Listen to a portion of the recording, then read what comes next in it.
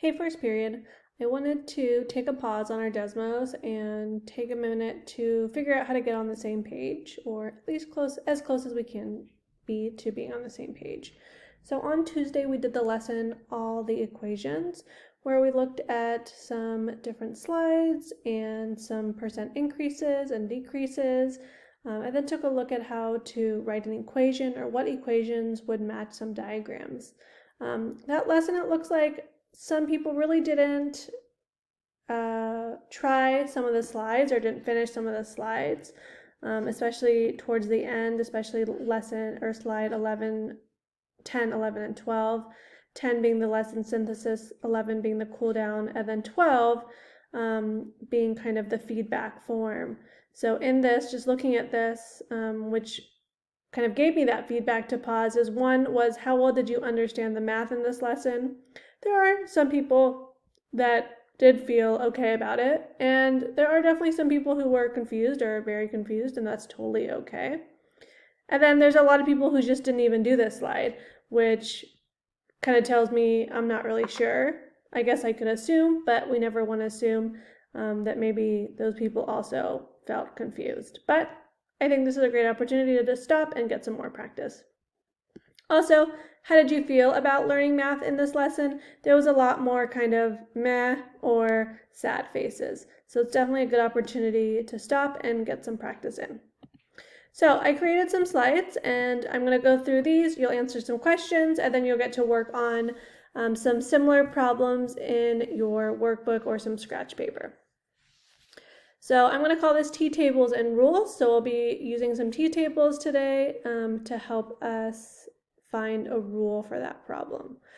So in this problem, we have a silk tie. The silk tie is $31, and it has a discount rate. So there is a sale or something like that where it's being discounted at 8%. The first thing you want to do, I want to do, is create a table. Again, there are many different methods, right? But today we're really going to focus on this T-table method and how that's going to connect then to writing a rule. So again, we're going to create the T-table. On the left side, we're going to have old. On the right side, we're going to have new. In order to start filling out this table, we're going to start filling out the old side using the information about the cost of the tie. So if I want to buy this silk tie, I have to pay for 100% of it. So underneath old, you're going to go ahead and write 100%. And right below that, we can write $31, right? Because if I want to buy this tie, I have to pay $31. If I pay $21, probably the person selling it isn't going to give it to me because I'm not paying the full price. I have a discounted rate of 8%, right? Which tells me that it's going to be less than 100%. So if I'm at a discount, we're going with less than 100%. So if I want to find my new percent, I can subtract 8 from 100 and I can get 92%. So that means that my new percent is 92%. Now, just like we did with proportional relationships, these are also proportional relationships. So that means that I can find the COP, or the constant of proportionality. And I'm going to do that by dividing the right side by the left side. So that means I'm going to divide 92 by 100, and that's going to give me 0.92. Dividing by 100 is the same thing as moving the decimal place 2 places to the left. If I can multiply 100 by 0.92 to get 92%, that means that I can also multiply 31 by that COP, that unit rate, constant of proportionality, to get the new cost. So my new cost of the silk tie with an 8% discount would be $28.52.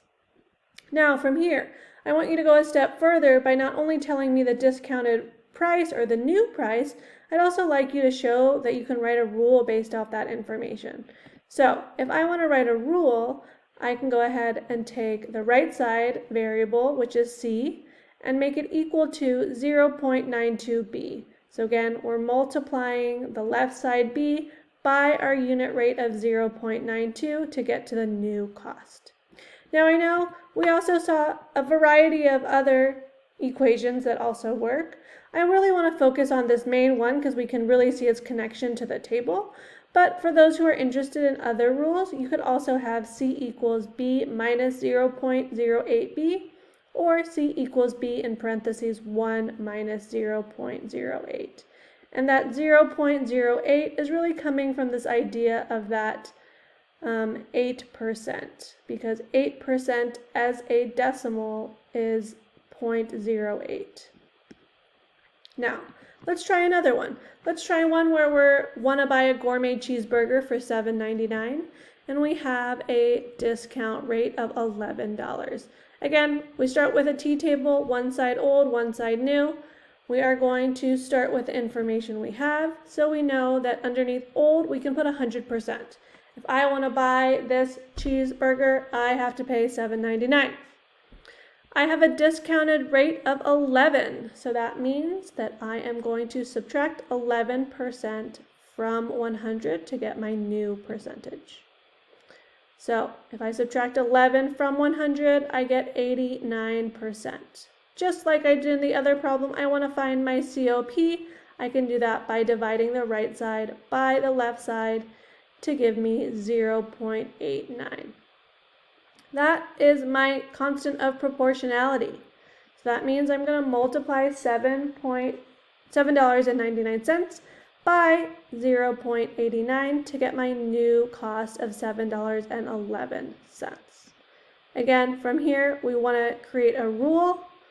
So we know that the new cost equals 0.89 times the old cost of B. Again, for those of you who like some different equations, here are some other equations also that would represent this table.